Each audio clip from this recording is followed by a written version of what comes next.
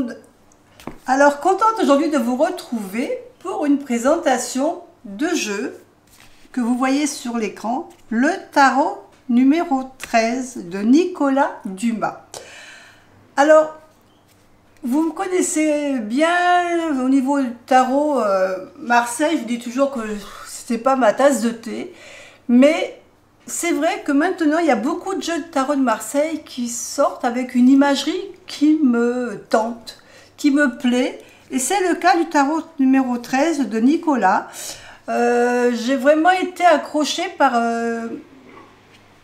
ces cartes, en fin de compte, par l'imagerie des cartes, qui je trouve un peu plus modernisée, même si on reste quand même dans la représentation classique. Mais j'ai trouvé ce jeu très beau, et ce qui fait, en fin de compte, me donne envie en ce moment de me replonger dans le tarot de Marseille, parce que on trouve maintenant des tarots de Marseille avec les mineurs qui sont aussi imagés, et franchement, c'est très agréable à travailler. Donc, le tarot numéro 13 est dans une boîte un petit peu spéciale, vous allez voir, qui s'ouvre comme ceci, et qui en fin de compte est une sorte de dépliant. Donc vous voyez ici Nicolas qui est représenté, donc tarot de Marseille, thérapie brève, photographie artistique. Voilà sa carte avec qui est représentée par la lune. Et puis j'ai une autre petite carte de représentation ici de la force. Donc on va laisser ça là comme ça. Je vais mettre ça pour faire un peu de place. Donc ça c'est le dos des cartes. Donc le tarot 13 est un jeu de tarot complet avec 22 arcanes majeures et 56 arcanes mineures mêlant scénographie, photographie, dessin et infographie. Un jeu élégant vêtu de noir et d'or dont le symbolisme et les positions restent fidèles à la tradition du tarot de Marseille et à ses archétypes tout en se voulant plus moderne, plus intemporel et plus incarné.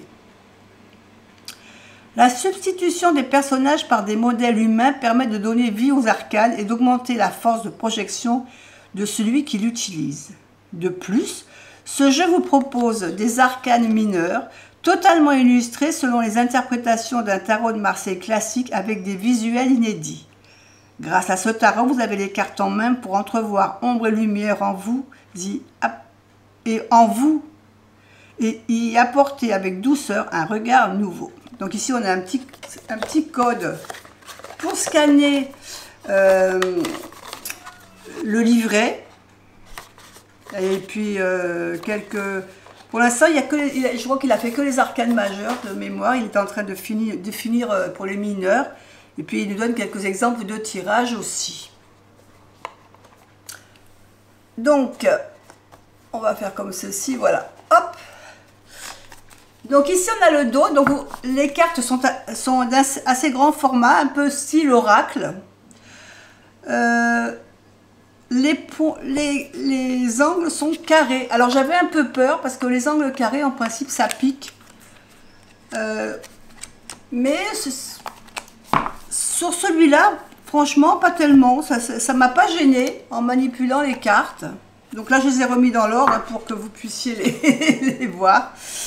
Donc, il faut que vous sachiez aussi, donc il a fait ce jeu-ci avec le jeu complet, mais vous pouvez également trouver ces mêmes cartes en grand format, c'est-à-dire encore plus grandes, mais par contre que au niveau des majeurs.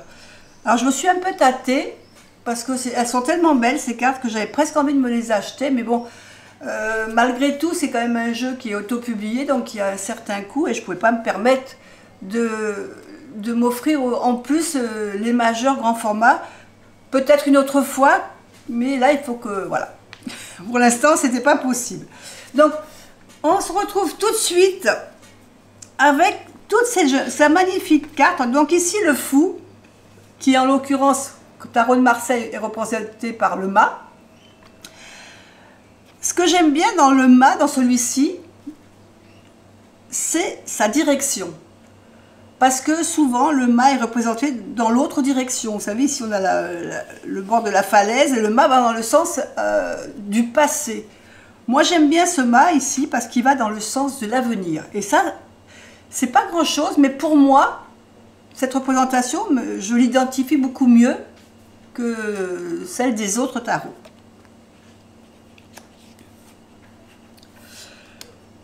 Le battleur. Le battleur, bon écoutez, représentation classique. Mais j'aime bien ce battleur.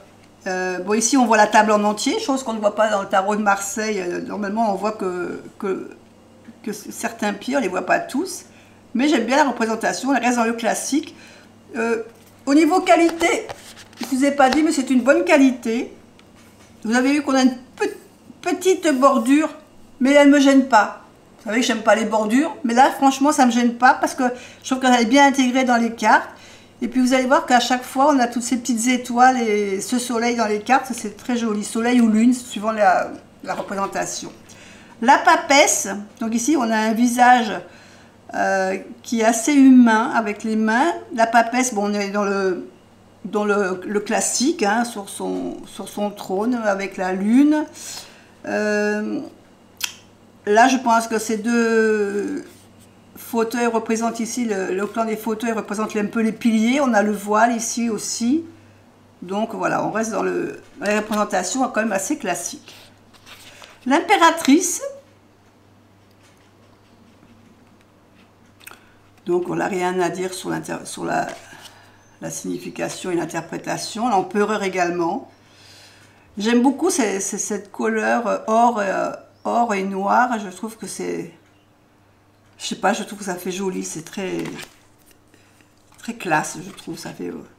Le pape. Donc ici, le pape, on le retrouve voilà, dans la classique avec ces deux petits moines. J'aime bien. Les amoureux, donc ici les amoureux, on a l'amoureux et pas les amoureux, donc c'est l'amoureux au singulier, puisque ici on a vraiment la signification de choix, hein. Ici on voit le petit Cupidon qui va tirer sa flèche. Et on nous dit qu'est-ce qu'il va choisir, laquelle des deux il va choisir. Donc il y a vraiment la notion de choix dans cette carte. Le chariot. Bon, le chariot, écoutez, assez classique au niveau représentation. J'aime bien. J'aime beaucoup ces cartes. Je trouve très beau ce jeu. La justice. Donc la justice évidemment en 8 puisqu'on est sur Marseille. Tarot de Marseille. Avec l'épée, voilà, pour trancher, la balance, l'équilibre, voilà, représentation classique. Je vais pousser ça, hop, comme ça. Voilà. L'ermite, vous savez que l'ermite, c'est une de mes cartes préférées, avec la grande papesse. Bah, il a sa petite lanterne, son bâton, le pèlerin, voilà, la lune qui représente le soir, donc le côté un peu introspectif. Non, c'est, voilà, j'aime beaucoup. Roue de fortune. Rien à dire au niveau de la représentation. La force en 11. Avec ce lion. Notre pendu.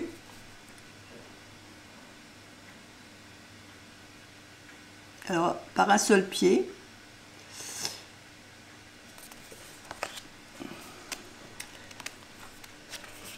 La mort. Je la trouve jolie, cette mort. Ce personnage avec sa faux. Tempérance. Avec ses ailes. Notre premier ange du tarot. Suivi du diable, évidemment, qui est un autre ange, mais un ange déchu, pardon. Donc ici, on le voit bien avec ses ailes un peu sombres. Et puis ces deux petits diablotins, là, attachés. La maison Dieu.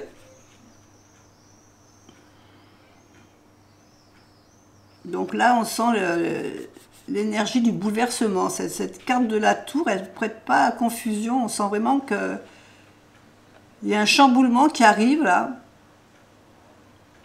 qui est peut-être même fait chamboulement par nous-mêmes. Hein. Peut-être que on se crée nous-mêmes ce chamboulement. Après cette tour qui nous... Maison Dieu, pardon, parce que c'est vrai que j'ai l'habitude de parler du rider, la Maison Dieu qui nous est un peu bouleversante. On a l'étoile, la douceur de l'étoile qui est vraiment... là, on sent vraiment la douceur. Hein, je ne sais pas si vous êtes comme moi, mais moi, je sens bien ce moment paisible de cette étoile. La lune ici, elle a un petit peu un côté sombre avec ce personnage qui a comme un voile devant le visage. On a toujours l'écrevisse, le chien, le loup. Donc on sent quand même un peu ce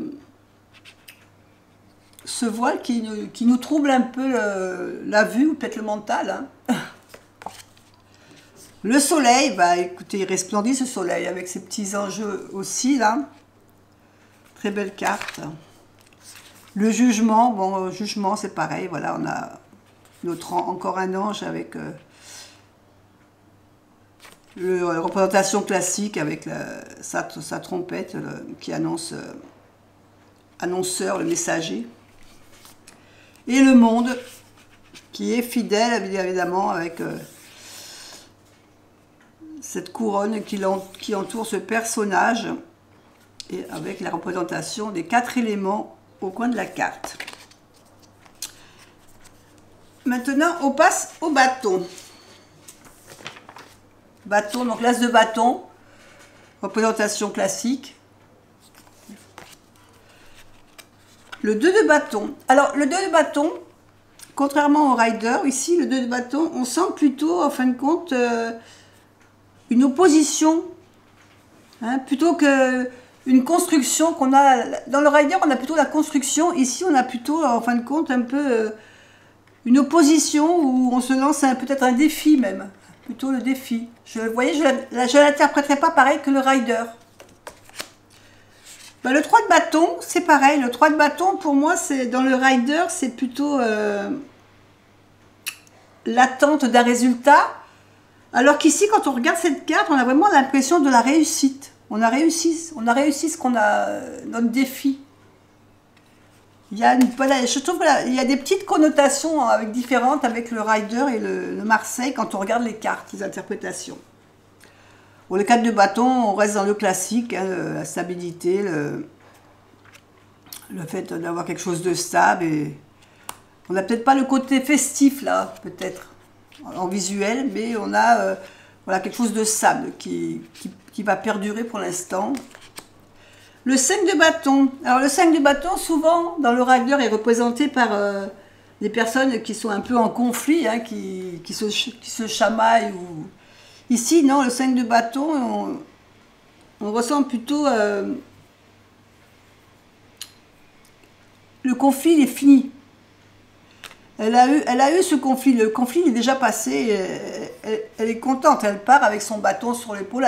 Pour elle, là, on voit qu'elle a réussi son travail. Le 6 de bâton. Là, on voit qu'elle a... Elle n'a pas la couronne du 6 de bâton comme dans le rider. Mais peut-être qu'ici, elle a gagné son 6e bâton. Elle a son travail, elle a évolué, elle est passée à une étape supérieure. Le 7 de bâton. Là, je vous donne mon ressenti. Au niveau des cartes, c'est pas ce que l'auteur dit hein, sur ces cartes-là. Parce que, comme je vous l'ai dit, pour l'instant, il n'a donné la représentation que des majeurs. Il est en train de travailler sur les mineurs au niveau du livret.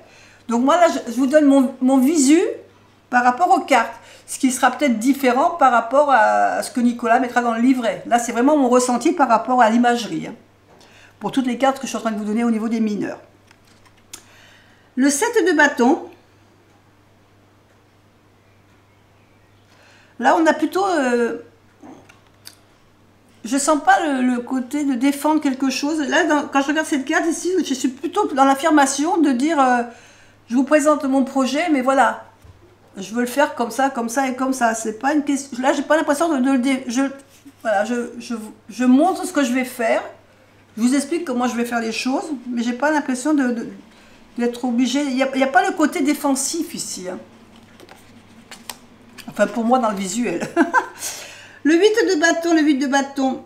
Alors, d'habitude, vous savez, c'est 8 bâtons qui partent comme ça, comme des flèches. Ici, on a l'impression qu'elle réfléchit. Qu'elle réfléchit ou qu'elle regarde comment ils sont partis, ces bâtons. Alors, elle les a peut-être déjà lancés. Hein, ou peut-être qu'elle réfléchit comment elle va les lancer. Il y a la petite nuance. Le 9 de bâton, bah, écoutez, ici, voilà, il prépare sa défense. Il a coupé le bois. Il n'a pas encore monté les morceaux de bois pour en faire une barrière. Il est en train de le faire. Il est en train de protéger. Il va protéger son projet. Et le 10 de bâton, bah, écoutez, là, on n'a pas l'impression du fardeau qu'on ressent dans le rider. On a plutôt cette impression de femme qui est là et qui fait en sorte que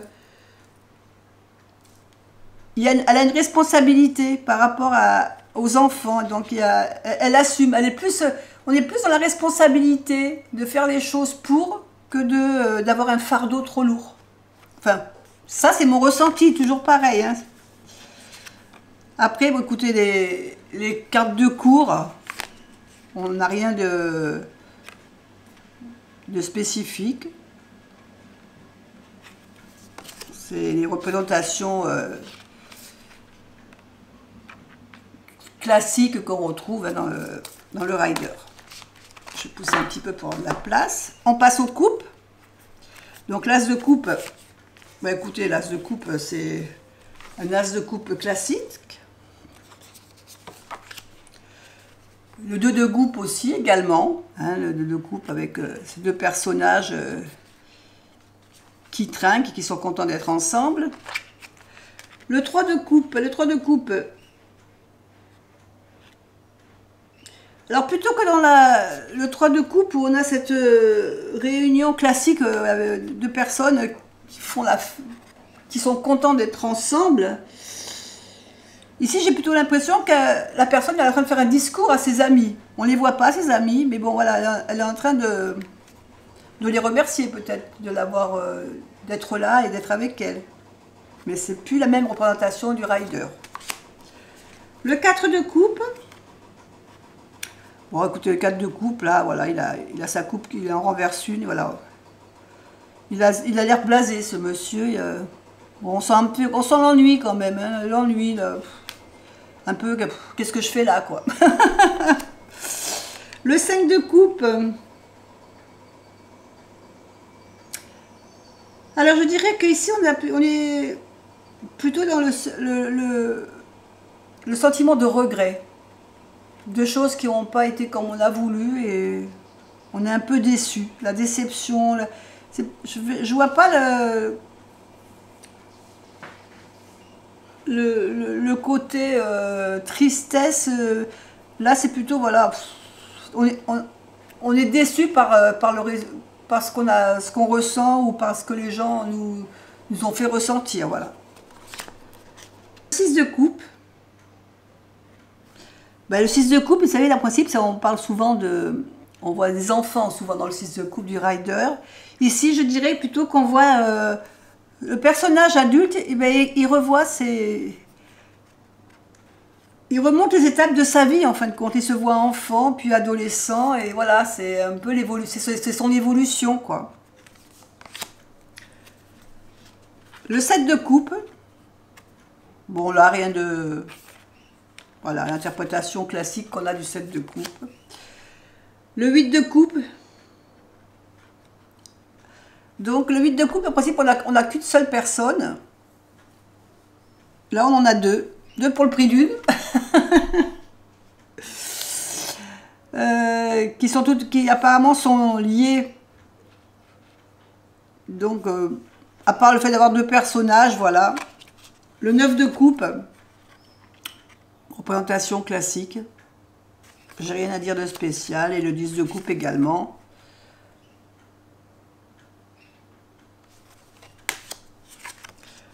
Valet cavalier, représentation également classique. Également pour la reine et le roi.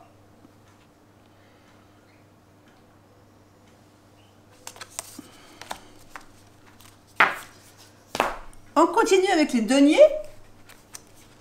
Donc le denier, l'as de denier, rien de spécifique. Hein. Le 2 de denier, représentation classique. Équilibre, le fait de jongler. Le 3 de denier.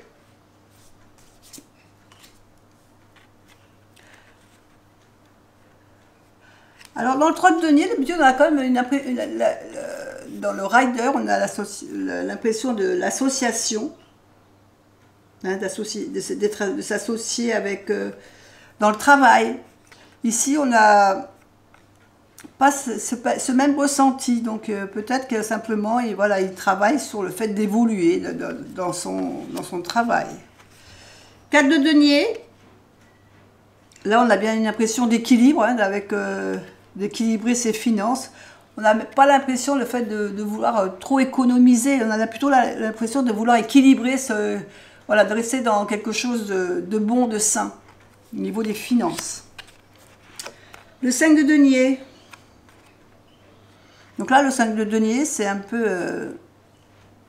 quand on manque un peu de finances, c'est un peu la carte de la pauvreté du tarot. Ici, j'ai plus l'impression qu'elle gaspille. Elle laisse tomber ses pièces comme ça. Elle gaspille un petit peu et c'est peut-être ce qui justement va fragiliser ses finances. Le 6 de denier. Voilà, écoutez, d'une main elle donne et d'une autre main elle reçoit. Donc on reste dans la représentation classique. Le 7. Ici, on a 2 enfants au lieu d'avoir un seul personnage. Ils sont contents, hein, les enfants, de ce qu'ils présentent. Ils sont fiers de leur gain, d'avoir fructifié. Le 8 de denier. Donc là, c'est le côté apprentissage qui ressort pas forcément en visuel au niveau de cette carte, mais plutôt le fait de maîtriser. Je dirais plutôt la maîtrise. Voilà. Hein, de mieux maîtriser son travail, son sujet. Le 9 de denier, écoutez, là on voit l'indépendance, hein, l'indépendance, l'épanouissement financier, on est content là, franchement, voilà, cela est classique. Hein. Et puis le 10, c'est le succès financier, hein, on a bien mis de côté, on a stabilisé, on a sécurisé, voilà, on est content. On met de côté et pour ça et on va en faire profiter un petit peu toute la famille. Valet de denier, cavalier de denier, représentation classique. Au niveau des cartes de course, je trouve qu'il n'y a pas tellement de changements, on reste vraiment dans le classique. Au niveau de l'interprétation, par rapport au rider. Hein. Je parle toujours évidemment, mais moi je vous fais pour moi mes ressentis par rapport au rider, puisque je connais beaucoup plus le rider. Bien qu'en ce moment, je vous dis, je me replonge dans le tarot de Marseille, parce que vous voyez, je trouve qu'il y a des petites nuances des fois. Mais voilà, c'est sympa. J'aime vraiment beaucoup ce jeu parce que je le trouve beau. J'aime beaucoup ces couleurs noir, or, clair, là. Allez, arrête mon blabla. Les épées. Donc, les épées classiques. Le 2 d'épée. Alors là, elle n'a pas les yeux bandés. Et je dirais que cette personne, elle est plutôt... je la sens pas forcément dans le blocage, mais plutôt dans le doute. Hein, pour moi, là, il n'y a pas de notion de blocage, mais bon, qu'est-ce que je fais? Hein, je vais à droite, je vais à gauche, je prends cette direction, je prends l'autre, voilà. Le 3 d'épée. 3 d'épée, vous savez que le 3 d'épée, c'est la carte du cœur qui est transpercée. Et ici, on ne l'a pas. Ça diffère un peu de ce qu'on voit d'habitude. On a plutôt l'attente. Hein. Ces hommes, ils sont en attente. Cette jeune femme, eh ben, elle va faire un choix. C'est sûr que quoi qu'elle choisisse, il y en aura un qui va avoir le cœur brisé parce qu'il n'aura pas été choisi. Donc, pour moi, il y a une notion voilà, de choix qui sera fait par cette personne et qui va forcément attrister l'un des deux personnages. Le 4 d'épée. Alors c'est pareil ici aussi, ça diffère un peu. On n'a pas le lit où le personnage est allongé. Mais ici, il se repose sur son épée. Hein, il vient de mener... Alors c'est peut-être un des personnages. Ben non, même pas parce que je voyais, je pensais, mais non. Je rigole parce que là, je pense que Nicolas a dû se représenter ici sur cette carte. Hein. Je pense que Nicolas, si tu passes par là, tu nous diras si la représentation ne correspond pas à toi. Donc le 4 d'épée, ben, lui, voilà, il a mené sa bataille. Et ben là, il a besoin un peu de reprendre des forces avant de repartir sur le job. Donc c'est la carte du repos. Le 5 d'épée. Là, il a l'air de remercier son épée de lui avoir permis de gagner. Hein. Il a réussi, il s'est bien reposé, il est reparti dans la bataille et bah, il est content, là, hein, pareil. Il a l'air vraiment d'être satisfait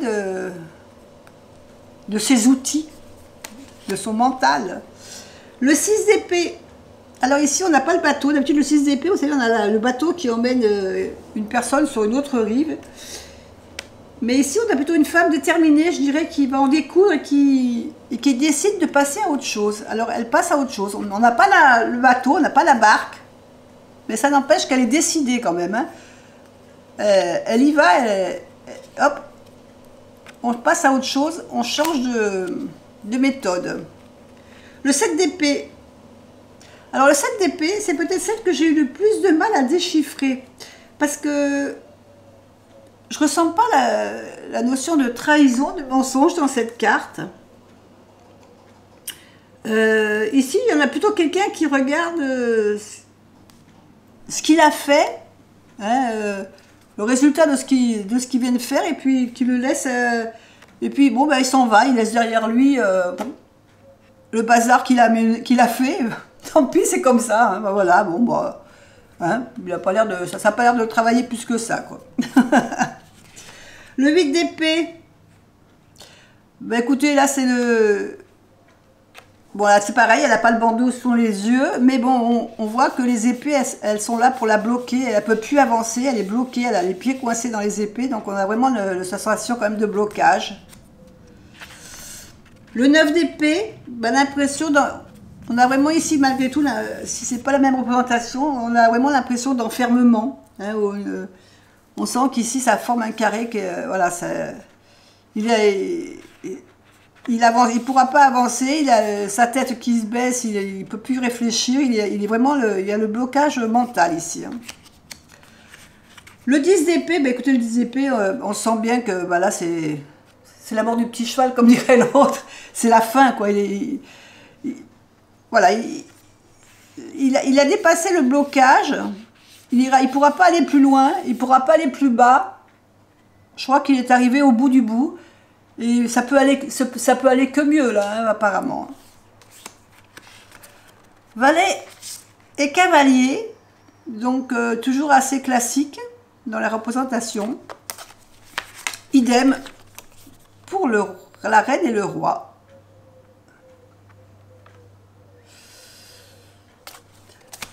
Voilà pour ce magnifique tarot de Marseille de Nicolas Dumas. Alors, je ne sais pas ce que vous en avez pensé. Moi, j'avoue franchement que j'adore ce jeu. Je le trouve super. En plus, comme je vous dis, comme je suis en train de me replonger dans le tarot de Marseille,